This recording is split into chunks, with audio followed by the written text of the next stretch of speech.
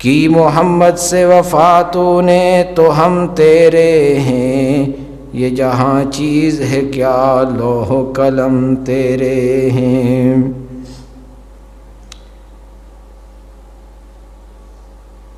حمد و صلات کے بعد میرے قابل صد احترام معزز محترم محتشم سامعین کرام، آپ لوگوں کے سامنے قرآن مجید فرقان حمید برہان الرشید میں سے ایک آیہ مبارکہ کا کچھ حصہ اور آقا نامدار مدنی تاجدار جناب محمد الرسول اللہ صلی اللہ تعالی علیہ وآلہ وسلم کی ایک حدیث مبارکہ آپ لوگوں کے سامنے پڑھی۔ اللہ رب العزت کی بارگاہ میں یہ دعا ہے کہ رب تعالی مجھے حق گوئی کی توفیق عطا فرمائے اور آپ کو سماعت کر کے ہم سب کو اس کے مطابق عمل کی توفیق عطا فرمائے۔ گزشتہ جمعۃ المبارک میں اسی شعر کے متعلق آپ لوگوں کے سامنے گفتگو کی تھی کہ کی محمد سے وفا تو نے تو ہم تیرے ہیں، یہ جہاں چیز ہے کیا لوح و قلم تیرے ہیں، کہ جو اللہ کے محبوب کا ہو جاتا ہے رب تعالی کی رضا اسے مل جاتی ہے، اور حتیٰ کہ رب تعالی اسے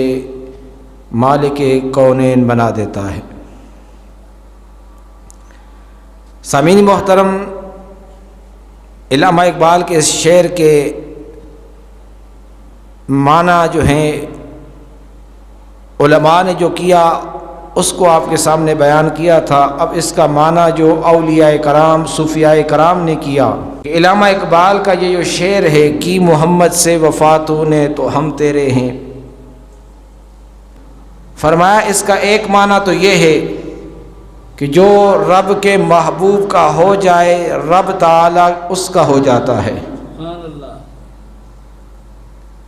کہا دوسرا اس کا معنی یہ ہے کہ رب تعالی میدان حشر کے اندر محبوب کی امت سے پوچھے گا، اللہ رب العزت تمام امتوں سے پوچھے گا، اللہ رب العزت تمام اولیاء سے پوچھے گا، تمام علماء سے پوچھے گا، اللہ رب العزت اس حشر کے میدان میں تمام صحابہ سے پوچھے گا، حتیٰ کہ القصہ مختصر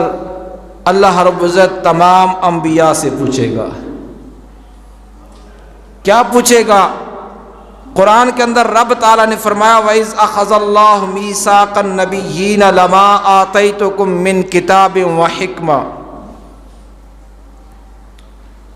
جس طرح کہ اللہ رب العزت نے تمام نبیوں سے عہد لیا کہ اگر تمہیں کتاب مل جائے، حکمت مل جائے اور تمہارے درمیان میرا رسول آ جائے تو اپنی کتاب، اپنی حکمت، اپنی نبوت کو چھوڑ کر میرے نبی کا کلمہ پڑھ لینا۔ یہ اللہ نے ان سے وعدہ لیا۔ وَإِنْ أَخَذْتُمْ عَلَى ذَلِكُمْ إِصْرِي، خود قرآن نے فرمایا، اللہ رب العزت فرماتا ہے کیا تم نے میرے اس وعدے کو پکڑ لیا، اس کو تھام لیا، اس کو قبول کر لیا، میرے اس بھاری عہد کو تم نے کیا قبول کر لیا؟